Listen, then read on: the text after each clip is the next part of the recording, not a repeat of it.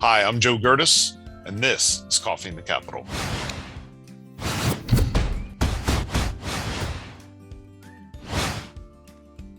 Our guest today is Representative David Rowe, representing the 85th Legislative District, serving parts of Union and Snyder County, and most importantly, a former township supervisor from East Buffalo Township, Union County. Representative, thank you very much for taking the time to join us today. Hey, thank you very much for having me. It's a pleasure to be here. Representative, as I mentioned, you're a former township supervisor, East Buffalo Township in Union County. How did that role in local government prepare you to take the role that you currently have in the Pennsylvania House? You're a few years in now. Just wanted to check and see, some of your thoughts on the differences there. Well, I'll tell you, Joe, there's a lot of differences, but there's also a lot of similarities. And a lot of the similarities we're looking at, the biggest one, first of all, is representing your constituents, regardless of the level of government that you're in, by being available, by being able to address their concerns and their needs. So whether it's on the local level, we're looking at local concerns, we're looking at the quality of their roads, we're making sure the roads are cleared, that they're safe, and they're passable. In my township, we also were appointed to a police commission, a board of the fire department, a recreation authority, all those sorts of things that meet the needs of the constituents that hire you to that job. And you bring it to Harrisburg, and it's very similar, making sure that we are supporting balanced budgets, making sure that we are being responsible, because every dollar that that the government spends, whether it's the township, the state government, the school board, the federal government, it all comes from our constituents. And so making sure that we spend those dollars in the most efficient and the most responsible manner as possible, I think is one of the largest similarities that I see between the two positions. We have 1,454 townships of the second class, which PSATS represents. How is your view of the importance of local government changed in the years since you've been a township supervisor and now transitioned to a state representative? Well, I think that when I served as a township supervisor, I was obviously a firm believer in the local issues being under local control. And I think that as I've been in Harrisburg, my belief and my conviction about the importance of local control has only expanded. Right. Over the last couple of years, we have seen that the importance of our local elected officials being able to make decisions that directly impact their constituents and their districts.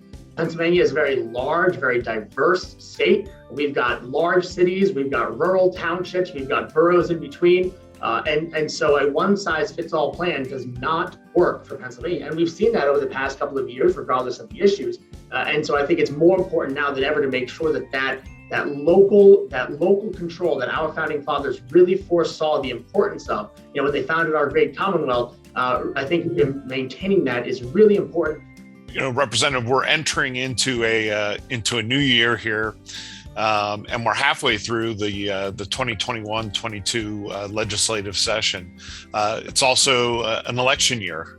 We're going to be electing a new governor, and there's still a lot of stuff out there. You mentioned earlier roads, obviously a big issue for our township supervisors. There's some federal money coming.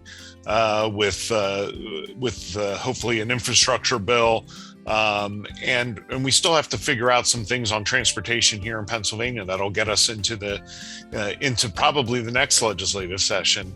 But what are some of the issues that you think that are still out there that still need to be addressed in the next legislative year that we've got coming up here? Well, Pennsylvania is primed for growth, Joe. We are very fortunate as far as our geographical location. Yes. With the gateway to the Northeast. We have unparalleled logistical hubs around our state. We have the infrastructure to really become a major player. And Pennsylvania for many years was. We're one of the largest economies, not just in the country, but in the world. And unfortunately, we have sort of seen the slow decline of Pennsylvania as we see the continued brain drain, as we have more people leaving the state than coming into the state.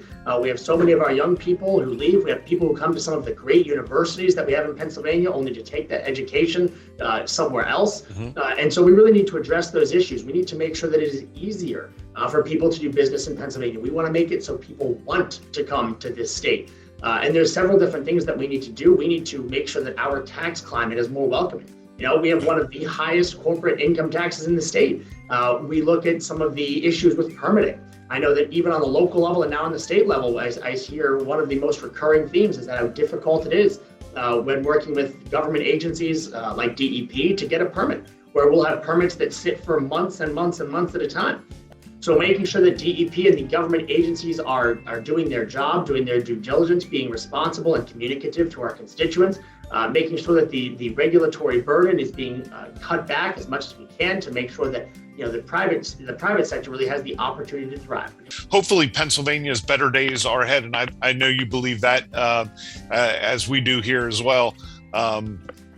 But as we transition into this different economy, hopefully we can address and we look forward to working with you on some of those issues to make Pennsylvania a better place to live, work, and play. And one of the reasons that I will tell you that I asked specifically coming into the House, I asked specifically to be on the local government committee, the committee that handles the local government issues. And because I wanted to have at least one committee coming in where I had a solid background, and I wanted to be able to speak directly to the experiences of the people who this legislation impacts, those township officials, those local government officials that for many of them, it is more or less a volunteer job, right? I mean, the amount of time that these local officials are putting into serving their communities vastly outweighs the very minuscule monetary compensation they're receiving. So I just want to do take a minute and to thank those township officials, supervisors, commissioners, borough council people across the Commonwealth that really do take the time out of their very busy schedules to serve their communities. And it's been really a delight and a privilege to work on the local government committee, to have the opportunity to work with people like you and other people who are involved with local governments, really to make sure that we are empowering our local officials to be able to make the best decisions that they can on behalf of all of our constituents. Well, that's all the time we have today. Representative, thank you again for sharing some time with us. And remember, if you like what you're seeing, subscribe to PSATS YouTube channel and follow our social media pages for more Township Video News content. Next Tuesday, look for Dave Talk. And as always, thanks for watching.